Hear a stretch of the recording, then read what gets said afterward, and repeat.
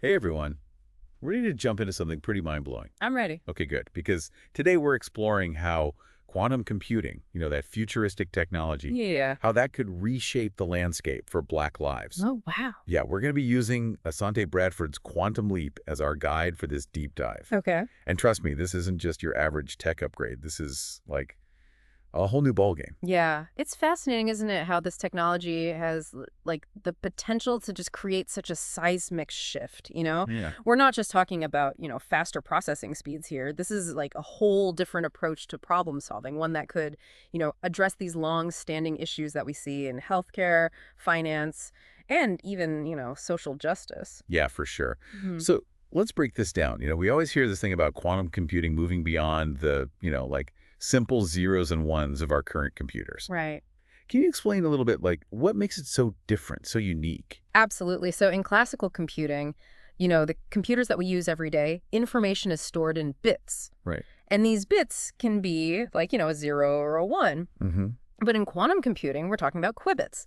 And these qubits, they can exist in a state of, it's called superposition, meaning Yeah. they can represent both a 0 and a 1 at the same time. Whoa. It's wild. Imagine being able to, like, explore all the possible solutions to, like, a problem at the same time. It's Yeah. like, instead of a computer crunching through each, possibility one by one, it's like having, like, this massive, like, parallel processing system Yeah. all working, at At the once. same time, it's like exponential. It really is. Yeah. And that's just the beginning, though, when you start to introduce this concept of entanglement. And that's where these they become interconnected in this, like, really unique way that they can, like, influence each other's state. It's like this unlocks, like, even greater computational power. I mean, Einstein himself, he referred to this phenomenon as spooky action at a distance. Right. And, like, for good reason. I mean, it is kind of spooky how it works. Yeah, that's pretty mind-blowing to think about. But how does all of this, like, translate into, real-world change, particularly for Black communities? Mm-hmm. I know that Bradford dives into the potential of quantum computing in healthcare, Right. and I'm curious to kind of unpack that. Yeah, yeah. I think one of the most exciting prospects is the potential for this personalized medicine. Mm-hmm. Let's take, for example, sickle cell anemia, which is a disease that, it disproportionately affects Black population. Right. But with quantum computing, we could actually simulate the complex interactions of molecules that are involved in the disease and at a level we've never been able to before. Yeah. And this could lead to, like, these personalized treatments that are actually tailored to an individual's, unique genetic makeup. That's a huge leap. It is a huge leap. From our current, like, kind of one-size-fits-all approach to medicine. So what other, like, advancements could we see in healthcare, thanks to quantum computing? Well, think about, like, the just vast amounts of, like, medical data that we collect. That's a lot. Oh, it's incredible. But quantum computing can sift through, these data sets, and it can identify, like, patterns and trends that are currently hidden to us. With our traditional methods, we can't see them, Right. but quantum computing can. And this could revolutionize our ability to, diagnose diseases earlier, to predict health risks, and then, even develop more effective preventative measures. Yeah, that's really powerful. And if we connect this to, we've talked about this before, but the existing digital divide, Right. which often leaves, Black communities behind in terms of, like, healthcare access, this could be like a game changer, right? It could be. Equal access to this advanced technology could really help to, like, level the playing field when it comes to healthcare outcomes. Absolutely. It's about ensuring that, everyone benefits from these advancements. And that no one is left behind in this, like, quantum revolution. Yeah. Building on this, Bradford doesn't just stop at healthcare. No, he doesn't. He also explores how quantum computing could drive, economic empowerment within Black communities. Right. What are some of the, like, key takeaways there? Well, quantum computing has this potential to, like, revolutionize industries that rely on, like, complex calculations and optimization, Mm-hmm.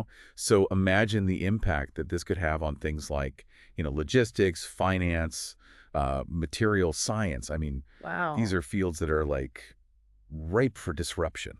Totally. And that disruption could create these incredible opportunities for, Black entrepreneurs and businesses. Yeah, so it's not just about, creating jobs within the quantum computing industry itself, but about harnessing this technology to like fuel innovation and economic growth across, different sectors. Exactly. And that's where, access to education and resources becomes like so crucial.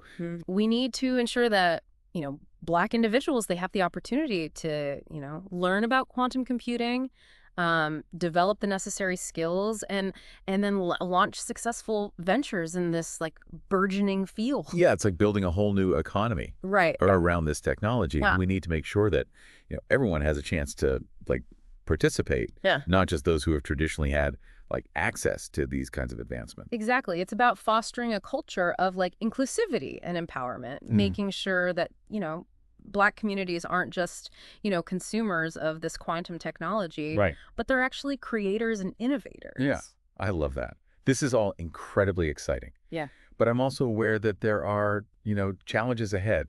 Like, what are some of the hurdles that we need to overcome to make this vision of, like a quantum-powered future a reality for Black communities? I think one of the biggest hurdles is bridging this knowledge gap, because quantum computing is, it is a highly specialized field, and we need to make it more accessible to a wider audience. And that means developing educational programs that are tailored to different age groups, different skill levels, starting from K through 12, extending to higher education, and even beyond that. Right, because we can't just have this incredible technology and expect people to magically know how to use it. Exactly.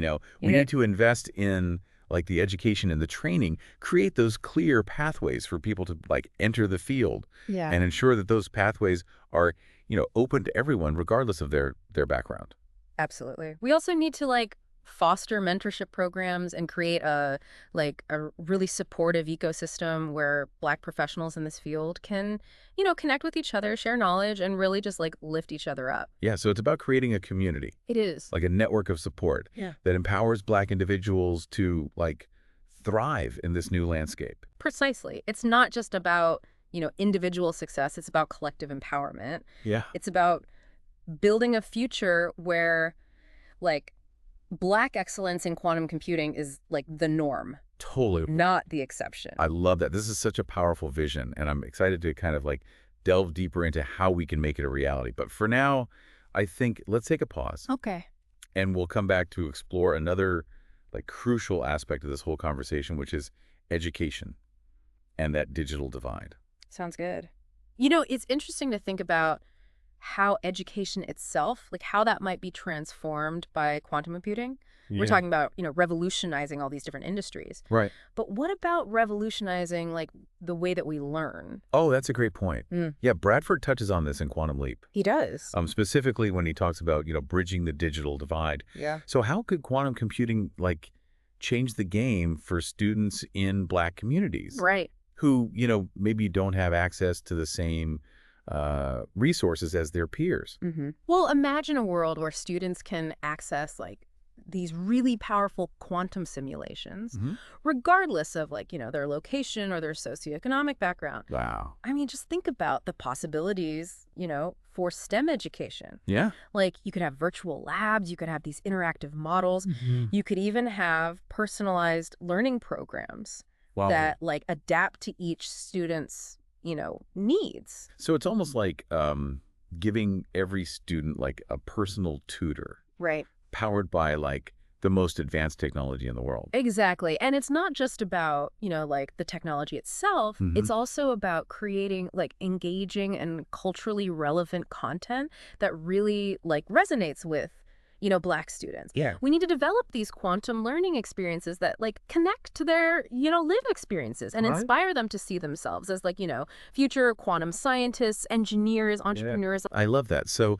instead of just presenting these abstract concepts, let's ground quantum computing in the real world. Right. In the challenges and the opportunities that are relevant to Black communities. Exactly. Let's show students how quantum computing could help address these really pressing issues like food security, climate change, healthcare disparities. Let's connect it to their passions, their aspirations, and help them see how they can use this technology to make a real difference in the world. Yeah, it's about more than just teaching them, like, the technical skills. Right. It's about fostering a sense of, like, purpose, a Yeah. sense of agency, Mm-hmm. knowing that they have the power to really shape the future with this technology. Absolutely. And that sense of purpose can be like incredibly powerful, Yeah. especially for students who might not have, seen themselves represented in STEM fields before. Yeah, that's a good point. And that brings me to another point that Bradford emphasizes,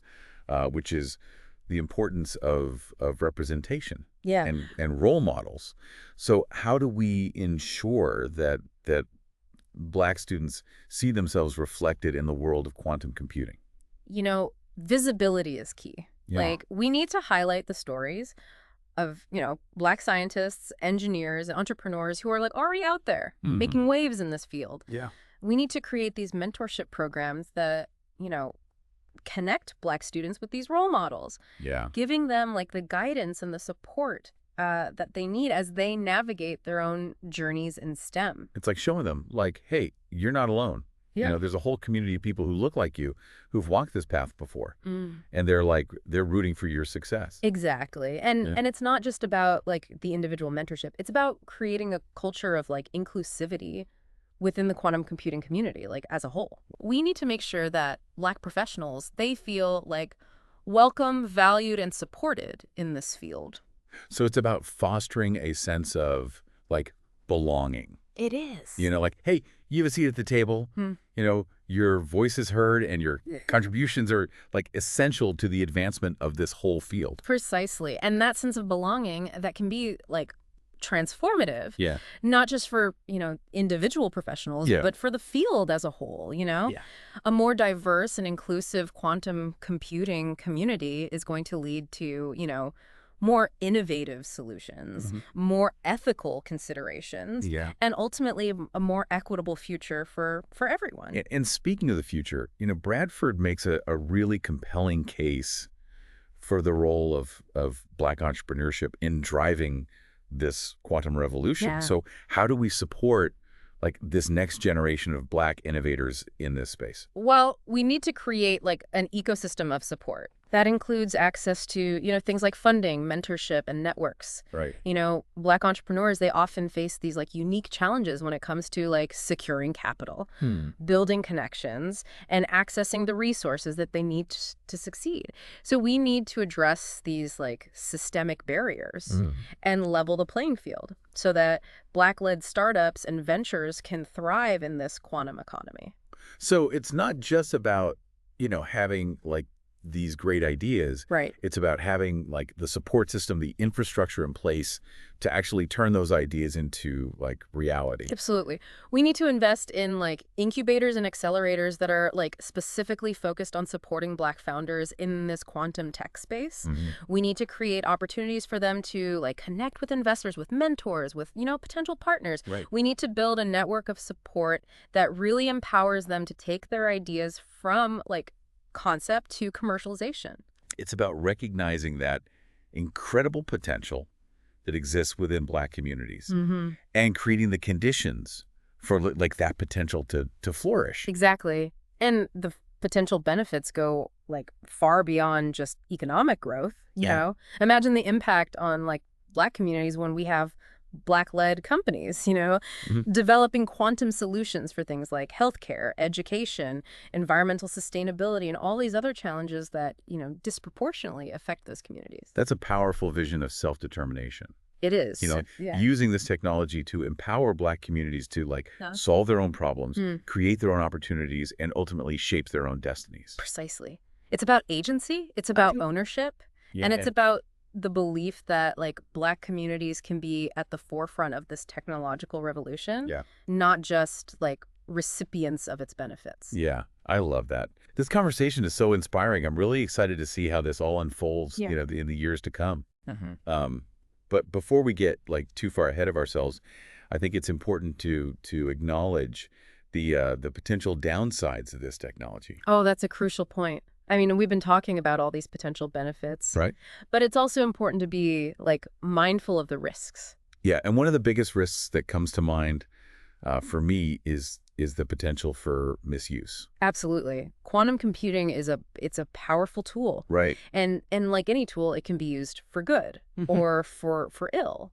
And we need to be aware of the potential for this technology to be used in ways that could, harm individuals or communities, Right. particularly those who are already marginalized. So while we're exploring the potential of quantum computing to create, a more just and equitable future, we also need to be thinking about the safeguards Right. that need to be put in place to prevent its misuse. Exactly. We need to be having these conversations now, like before this technology becomes widely available. Right. To ensure that it's developed and deployed responsibly. Right. We need to be thinking about like the ethical implications, the potential for bias, Yeah. the need for transparency and accountability. Yeah, it's about being like proactive. It is. Not reactive. Yeah. It's about like anticipating the potential risks and working to mitigate them before they become, real problems. Precisely. It's about ensuring that this technology is used to, empower, not to exploit. Mm-hmm. This is like a heavy but necessary part of the conversation. It is. And I'm glad that we're addressing it head on. But before we wrap up this part, I'd love to hear your thoughts on, what the future holds for quantum computing and its impact on Black lives. Like, what are you most optimistic about? What are you most concerned about? Well, I'm incredibly optimistic about the potential for quantum computing to drive like positive change in the world, particularly for Black communities. I believe that it has the power to like truly level the playing field in healthcare, education, and economic opportunity. Yeah. I'm excited to see like how Black entrepreneurs and innovators will use this technology to create solutions that address, the unique challenges that are facing their communities. That's a powerful vision. And what are you most concerned about? My biggest concern is that we won't be proactive enough in addressing, the potential risks and challenges.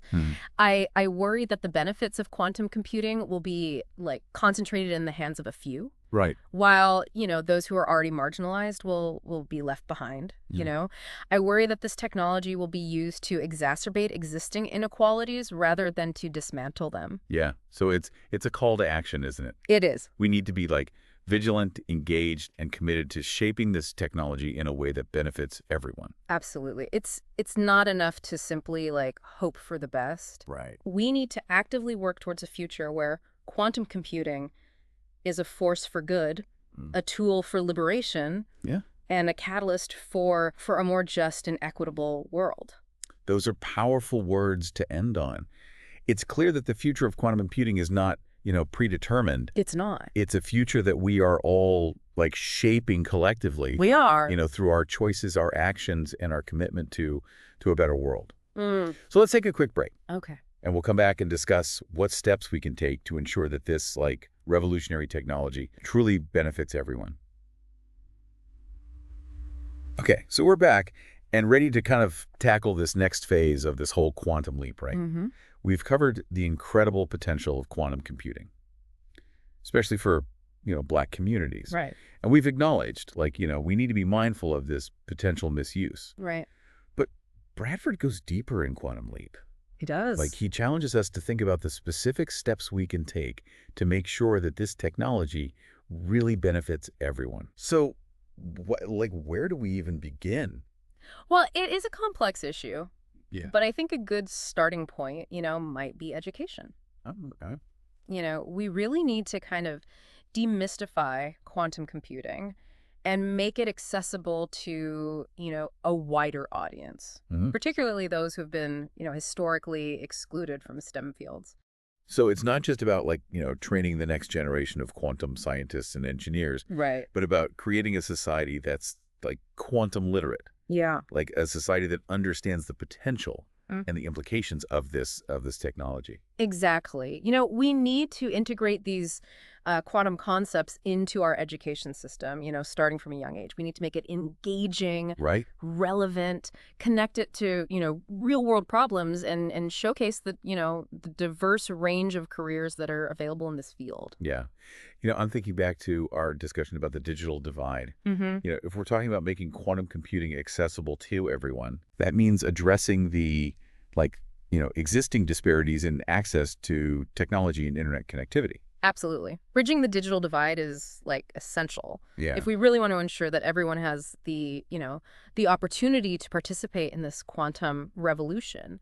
And that means investing in infrastructure, providing affordable internet access and creating programs that equip individuals with those, digital literacy skills they need to thrive in this, quantum powered world. So it sounds like kind of this multifaceted approach Yeah. involving like, educators, policymakers, community leaders, tech Yeah. companies, Yes. all kind of working together. Exactly. It's going to take like a collective effort Yeah. to create a truly inclusive quantum ecosystem, Yeah. one that benefits, everyone, not just a select few. Bradford also emphasizes the importance of engaging Black communities in the development and the deployment of quantum technologies. Right. So, like, why is that so crucial? Well, for one thing, it's about ensuring that these technologies are designed with like the needs and perspectives of Black communities in mind. Mm. We need to make sure that quantum solutions are addressing, the specific challenges Right. faced by these communities and not just replicating, existing biases or exacerbating inequalities. Right. So it's about having a seat at the table, Yeah. being part of the conversation, shaping the direction of this technology kind of from the ground up. Precisely. And it's also about creating opportunities for, you know, Black entrepreneurs and businesses to kind of like lead the way in this quantum economy. Hmm. We need to invest in these Black-led startups, Right. support the development of, Black-owned quantum computing companies, Mhm. create these pathways for Black professionals to rise to, leadership positions in this field. So it's about recognizing that, Black communities have the talent. Yes. They have the creativity, the drive They do. to be like major players in this technological revolution. Absolutely. And it's about creating a future where, the benefits of quantum computing are shared equitably, Mhm. where everyone has the opportunity to thrive Yeah. and where no one is left behind. This is such a like powerful and hopeful vision. Mm-hmm. And I'm really, excited to see how it all unfolds. Me too. But as we kind of wrap up this deep dive, I want to leave our listeners with like one final thought. Okay. We've talked a lot about the potential of quantum computing, We have. but ultimately it's just a tool. It is. It's up to us as a society to decide how we use it. I couldn't agree more. The future is not predetermined. It's a future that we're all shaping, collectively through our choices, our actions, our commitment to a better world. So listeners, I want to ask you, what role will you play in shaping this quantum future? What steps would you take to make sure that this technology is used to create a more just and equitable world? We encourage you to continue this conversation, to share your thoughts and ideas, and to work together to build a future where everyone has the opportunity to thrive in this quantum age. Thanks for joining us on this deep dive. And until next time, keep exploring, keep questioning, and keep pushing for a better future.